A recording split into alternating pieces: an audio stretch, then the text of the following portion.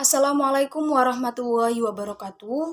Perkenalkan, nama saya Lasta Mursala dengan NIM 2119086. Di sini saya akan menjelaskan materi yang pertama, yaitu pengertian pendidikan karakter profetik dan Qur'ani.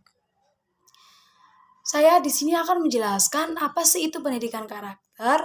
Secara bahasa, karakter berasal dari bahasa Yunani, krasein, yang berarti mengukur. Nah, dari kata mengukur, kita dapat mengetahui bahwa ini disebut dengan pendidikan karakter karena karakter di sini adalah sesuatu yang ada di dalam diri individu itu dilakukan dengan kebiasaan yang baik, maka akan menciptakan karakter yang baik pula. Di sini, pendidikan karakter adalah pendidikan yang memiliki budi pekerti yang melibatkan beberapa aspek, yaitu ada pengetahuan, kognitif, serta perasaan, feeling, dan tindakan action. Di sini, menurut Kamus Besar Bahasa Indonesia, karakter di sini adalah sifat-sifat kejiwaan yang dimiliki oleh manusia yang berupa akhlak, budi pekerti, itu yang dapat membedakan manusia individu tersebut dengan manusia yang lain. Sedangkan pada pendidikan profetik, secara profetik, kata profetik ini disebut dengan kenabian atau nujum. Pendidikan profetik adalah proses transfer pengetahuan, kognitif, nilai yang bertujuan untuk mendekatkan diri individu kepada Tuhan yang Maha Esa, sekaligus memahaminya untuk membangun kualitas diri individu dan dapat meningkatkan komunikasi sosial. Lah, dari pendidikan profetik atau disebut dengan kenabian, di situ kita dapat mengetahui kita bisa meniru keteladanan dari sifat-sifat nabi tersebut. Nah, dari kita meniru atau memahami sifat-sifat keteladanan nabi, di sini akan membentuk suatu kualitas individu tersebut. Pendidikan profetik ini juga dibagi menjadi 4 macam, yaitu di sini ada tablik, sidik, tablik, fatonah, amanah. Yaitu ada kejujuran, sidik, dan yang kedua ada komunikatif, tablik, yang ketiga ada cerdas, fatonah, dan yang keempat ada tanggung jawab, amanah. Di situ tablik, yang ketiga ada cerdas, fatonah, dan yang keempat ada tanggung jawab, amanah. Di situ dikaitkan dengan Qur'ani. Qur'ani, apa sih yang dimaksud dengan Qur'an? Kita tahu sendiri bahwa Qur'an adalah kitab suci umat Islam, yaitu yang di dalamnya memang suatu pedoman umat manusia dari Allah Subhanahu wa taala. Nah, dari itu kita dapat mengetahui bahwa dari Qur'an di sini kita bisa mengetahui mana yang baik dan mana yang buruk, seperti itu. Semuanya sudah terdapat di dalam Quran, petunjuk-petunjuknya. Jadi berkaitan dari pendidikan karakter profetik dan Quran ini dapat membangun suatu individu yang berkualitas. Sekian dari saya. Selanjutnya akan dilanjutkan oleh pemateri kedua. Terima kasih. Selanjutnya pada bahasan berikutnya yaitu ada materi mengenai penguatan pendidikan karakter profektif. Salah satu bentuk penguatan pendidikan karakter profektif yaitu dengan menanamkan nilai-nilai religius. Nilai religius merupakan salah satu nilai karakter yang dijadikan sebagai sikap dan perilaku yang patuh dalam melaksanakan ajaran agama yang dianut, serta toleran terhadap pelaksanaan ibadah agama lain dan hidup rukun dengan pemeluk agama lain. Karakter religius ini sangat dibutuhkan oleh siswa dalam menghadapi zaman dan degradasi moral seperti saat ini. Dalam hal ini tentunya siswa diharapkan mampu memiliki dan berperilaku dengan ukuran baik buruk yang didasarkan pada ketentuan dan ketetapan agama. Nah, penanaman karakter religius dapat dikembangkan melalui 3 model pendidikan karakter, yaitu yang pertama ada terintegrasi dalam mata pelajaran, yang kedua pembudayaan sekolah, dan ketiga ekstrakurikuler. Nah, penanaman karakter religius melalui integrasi dalam mata pelajaran ini, dalam konteks ini mata pelajaran yang memfokuskan untuk menanamkan karakter religius, yaitu mata pelajaran pendidikan agama Islam. Namun demikian, dalam setiap mata pelajaran guru berhak menyisipkan pendidikan karakter pada peserta didik, sehingga semua aspek saling mendukung dan memiliki tujuan yang sama, baik mata pelajaran yang lainnya juga.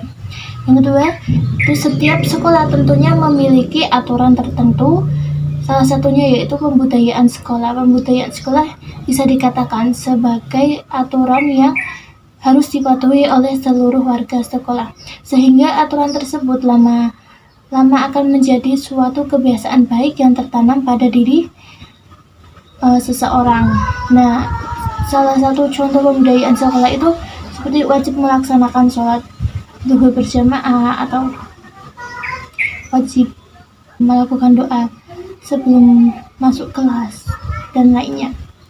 Yang ketiga itu kegiatan ekstrakurikuler, merupakan salah satu kegiatan yang dilakukan untuk mengasah bakat yang dimiliki oleh seorang peserta didik. Salah satu ekstrakurikuler untuk mengasah bakat yang dimiliki peserta didik yaitu baca tulis Al-Quran, pembiasaan unik dengan tujuan untuk memotivasi anak agar giat dalam belajar. Contoh pembiasaan unik di sini itu semisal sebelum pembelajaran dimulai, peserta didik contoh pembiasaan unik di sini semisal sebelum pembelajaran dimulai, peserta didik menyanyikan lagu Indonesia Raya atau menyanyikan lagu nasional lainnya guna untuk membangkitkan semangat peserta didik untuk giat belajar. Yang selanjutnya yaitu ada semua guru memberikan tausiah atau nasihat melalui cerita tentang para nabi dan para pejuang bangsa. Tentunya hal itu akan menambahkan keimanan kita dan memotivasi semangat belajar kita. Baik, sebelumnya perkenalkan, nama saya Diana Arififah dengan NIM 2119082.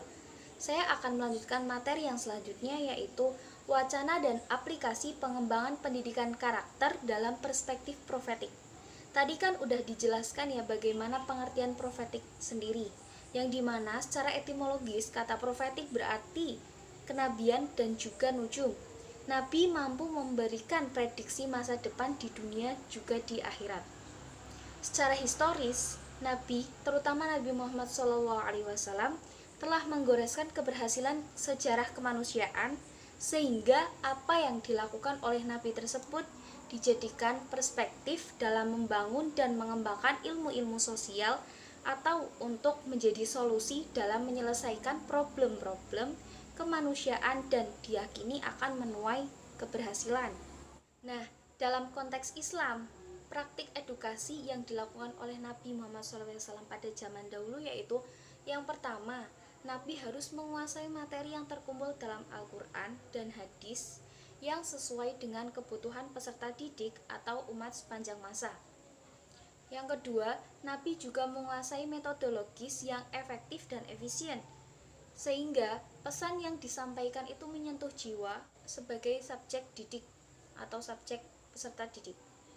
Yang ketiga, ia harus terus melakukan kontrol atau evaluasi mutu dengan amar ma'ruf, yaitu perintah melakukan berbuat hal yang positif, nahi munkar, menjauhi larangan-larangan yang dilarang oleh Allah Subhanahu wa taala atau yang negatif-negatif, dan rekomendasi terkait dengan kebenaran atau hak dan kesabaran.